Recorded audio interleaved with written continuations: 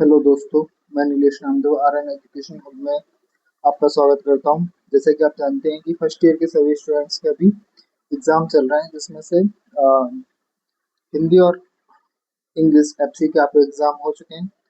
कल आपका एग्ज़ाम है बीएससी वैल्यू एडेड कोर्स का, जिसका टाइटल है भारत बुद्ध, जिसका सिलेबस हम पहले ही डिस्कस कर चुके हैं और मुझे लगता है कि आप लोगों की उसके अकॉर्डिंग तैयारी कर चुके होंगे और काफ़ी अच्छी तैयारी आप लोगों की चल रही होगी। उसी सिलेबस से हम यूनिट फर्स्ट से दो टॉपिक लेके आए, जिसके पहले टॉपिक का नाम है वसुधैव कुटुंबकम, जो कि आजकल काफी ट्रेंडिंग टॉपिक है। तो मुझे लगा कि मुझे इस टॉपिक पे आपसे बात करनी चाहिए। और यदि आपको हमारी वीडियो पसंद आ रही है और हमारे द्वारा दी गई जानकारी से आपको कोई भी मदद मिल रही है, तो हमारे चैनल को जरूर सब्सक्राइब करें, है ना। साथ ही अपने दोस्तों के भी बताएं। ग्रेजुएशन की सारी जानकारियाँ आपको यहाँ से आसानी से उपलब्ध होती रहेंगी, तो उनको भी हमारा चैनल सब्सक्राइब कराएं और वीडियोस को लाइक जरूर करें, है ना। क्या हो रहा है अभी की वीडियोस देख तो सभी रहे हैं, पर लाइक नहीं आ रही हैं। इससे क्या होता है, लाइक यदि आती रहे तो हमारा भी मनोबल बढ़ता है। ठीक है, तो हम डिस्कस करते हैं। बट वसुधैव कुटुंबकम, क्या इसका मीनिंग है और क्यों ये आजकल इतना ट्रेंडिंग में है। तो वसुधैव कुटुंबकम का मतलब है कि जो पूरा वसुध जो वसुध है ना, जो पूरी धरती है, वो एक क्या है, एक ही कुटुंब है, एक ही परिवार है। यह एक महा उपनिषद से लिया गया एक सनातन सूत्र है, जो आज के दौर में सिर्फ नैतिक विचार नहीं बल्कि व्यवहारिक जरूरत बन चुका है ना।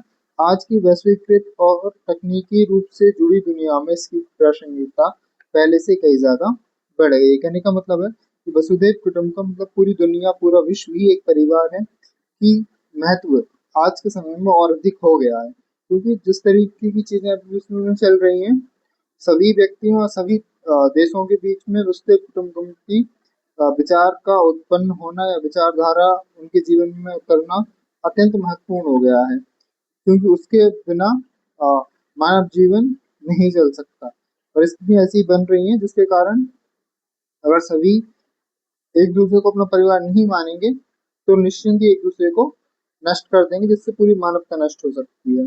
इस सूत्र की आधुनिक प्रासंगिकता को हम कुछ मुख्य बिंदुओं के जरिए समझते हैं, जैसे कि वैश्विक चुनौतियां और सामूहिक समय। आज दुनिया जिन बड़ी समस्याओं का सामना कर रही है, जैसे जलवायु परिवर्तन, महामारियां या आतंकवाद, उन्हें कोई भी देश अकेले हल नहीं कर सकता। ये जैसे समस्याएं, जैसे जलवायु परिवर्तन है, एक देश के समझने से या एक देश उस पर काम करने से समस्या हल नहीं होगी। मान लीजिए कि जैसे जलवायु परिवर्तन है, तो एक बहुत ज्यादा पॉल्यूशन के कारण हो रहा है। यदि मान लीजिए कोई एक देश पॉल्यूशन बंद भी कर देता है, रोक देता है, लेकिन यदि उसके पास वाला देश कर रहा है, तो कोई फायदा नहीं, क्योंकि वो पॉल्यूशन इधर आ जाएगा, है ना। उसकी कोई सीमा नहीं होती पॉल्यूशन की, है ना। तो जब तक सारे देश मिलके सब एक साथ काम नहीं करेंगे, तब तक इन समस्याओं का हल पाना मुश्किल है। उदाहरण, पर्यावरण संकट किसी एक देश की सीमा नहीं देखता। अगर वसुधैव कुटुंबकम की भावना से सभी देश एक परिवार की तरह मिलकर कार्बन उत्सर्जन कम नहीं करेंगे, तो इसका नुकसान पूरी मानवता को होगा। आर्थिक आत्मनिर्भरता, आज की वैश्विक अर्थव्यवस्था में हर देश दूसरे पर निर्भर है। भाई सीधी सी बात है, सब एक दूसरे पर निर्भर है। कोई कुछ इंपोर्ट करता है, कोई कुछ एक्सपोर्ट करता है। एक जगह आने वाला संकट पूरी दुनिया को प्रभावित करता है। व्यापार, सप्लाई चेन और तकनीकी ने भौगोलिक दूरियों को खत्म कर दिया है। एक पृथ्वी एक बाजार का विचार इस सूत्र का आर्थिक रूप है ना। एक पृथ्वी एक बाजार, इसी सूत्र का आर्थिक रूप है ना। शांति और सहयोग, भू राजनीतिक तनावों और युद्ध के इस दौर में यह सूत्र सहस्त्र का रास्ता दिखाता है। यह हम बनाम वे के संकीर्ण मानसिकता को छोड़कर संवाद और कूटनीति पर जोर देता है कि भाई बैठ के बात कीजिए। यदि आप विकास चाहते हैं, यदि आप मानवता को और सही से बचाना चाहते हैं, तो बैठ के बात कीजिए।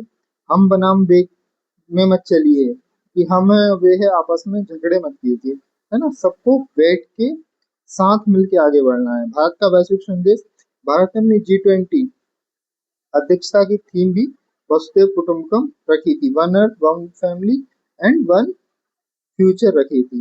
यह इस बात का प्रमाण है कि भारत इस प्राचीन दर्शन के जरिए पूरी दुनिया को एकजुट करने का प्रयास कर रहा है।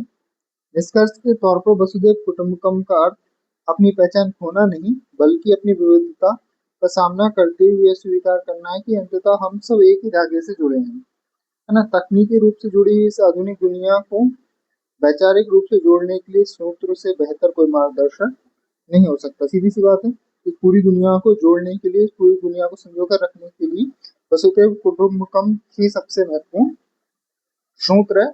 और इसी के जरिए पूरा संसार, मतलब पूरा विश्व एक साथ हंसी खुशी से रह सकता है। और दूसरा आपका उसी में दूसरा टॉपिक है सर्वे भवन्तु सुखिनः, जिसका मतलब होता है सभी सुखी रहें। सर्वे भवन्तु सुखिनः, सभी सुखी हों, उपनिषद का वह महामंत्र है जो भारतीय संस्कृति के मूल भाव कल्याण और सह अस्तित्व को दर्शाता है ना। जैसे भारतीय संस्कृति सबका कल्याण, सब धर्म को मानती है, सबका कल्याण चाहती है पूरी दुनिया, है ना। जैसे एक हमारे में एक नारा भी है कि विश्व की जय हो, है ना, जो भी है ना,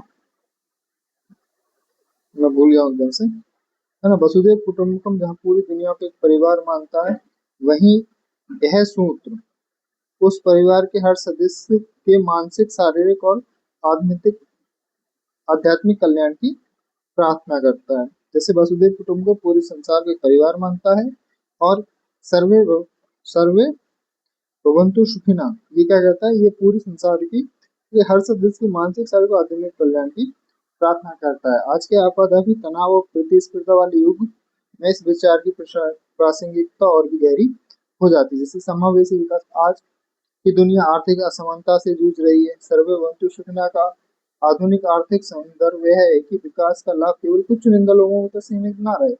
जब तक समाज के अंतिम पायदान पर खड़े व्यक्ति का जीवन सुखी नहीं होगा, तब तक कोई भी समाज पूरी तरह समृद्ध नहीं। इसका मतलब ये है कि भाई आज के समय में हम देख रहे हैं कि कुछ लोग बहुत अच्छे हैं आर्थिक रूप से, कुछ लोग आर्थिक रूप से बहुत कमजोर हैं, है ना। तो इसका मतलब ये है कि भाई यदि आप कोई काम कर रहे हो, आप यदि खुद आधुनिक हो रहे हो, तो अपने साथ उन लोगों को भी थोड़ा सा आर्थिक सहायता दें जो लोग अ, आर्थिक रूप से ठीक नहीं है ना। और तभी उसका महत्व हो पाएगा।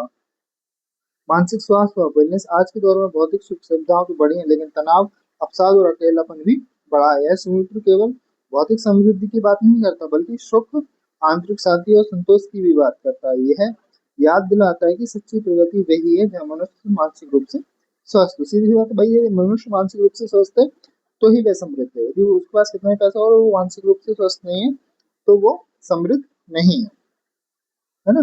सस्टेनेबल जीवन शैली, है ना। इस मंत्र की अगली पंक्तियां कहती हैं सर्वे संतु निरामया, है ना। रह गया क्या, तो पूरा सूत्र भी लिखा था मैंने, शायद नीचे होगा, है ना। मतलब कि सब निरोगी हैं। आज के प्रदूषण और प्राकृतिक असंतुलन के दौर में यह विचार हमें प्रकृति के साथ तालमेल बिठाकर जीने की प्रेरणा देता है। अगर हमारी नदियां, हवा और मिट्टी बीमार है, तो इंसान कभी सुखी और निरोगी नहीं रह सकता है। यदि वातावरण पॉल्यूशन फ्री नहीं होगा, तो हम भी सुखी नहीं रह पाएंगे ना। इसका पूरा श्लोक दिया है, सर्वे भवन्तु सुखिनः, सर्वे भवन्तु निरामया, सर्वे भद्राणि पश्यन्तु माँ कदाचित्, है ना, खवाग्भवते, है ना। जिसका मतलब है सुखी का मतलब है सभी सुखी हो, निरामया का मतलब है सभी निरोगी हो, है ना। भद्राणि पश्यन्तु मतलब सबका कल्याण हो, जहाँ एक दूसरे की ईर्ष्या के बजाय उनके मंगल की कामना करे, है ना। और कोई भी दुखी ना हो, संवेदनशीलता की पराकाष्ठा, जहाँ किसी भी जीव का दर्द पूरी मानवता का दर्द माना जाए। निष्कर्ष, आज की स्वार्थ और सिर्फ मैं की संस्कृति के बीच सर्वे भवन्तु सुखिनः हमें हम की संस्कृति की ओर ले जाता है। यह सिखाता है कि हमारी व्यक्तिगत खुशी पूरी समाज की सामूहिक खुशी में ही निहित है ना। तो ये है हमारा सर्वे भवन्तु सुखिनः। ये दो आपके जो छोटे छोटे टाइटल्स दिए हुए हैं यूनिट 1 में, उनको हमने डिस्कस किया। मुझे लगा कि ये महत्वपूर्ण है, तो हो सकता है इनसे क्वेश्चन बने, लेकिन कह नहीं सकते, व्यूअर कुछ भी पूछ ले। यदि आपको ये वीडियो अच्छी लगी हो तो हमारे वीडियो को जरूर लाइक करें, साथ ही साथ हमारे चैनल को सब्सक्राइब करें, ताकि आपको सभी प्रकार की जानकारियाँ मिलती रहें। और यदि आप चाहते हैं कि कोई चीज़ जिस पे हम वीडियो बनाएं, तो आप कमेंट बॉक्स में कमेंट करके हमें बता सकते हैं, है ना। और ज़्यादा से ज़्यादा कमेंट बॉक्स में भी अपनी समस्या या सॉल्यूशन या जो भी सुझाव हो वो आप दे सकते हैं। इसी के साथ ये वीडियो समाप्त करते हैं। धन्यवाद।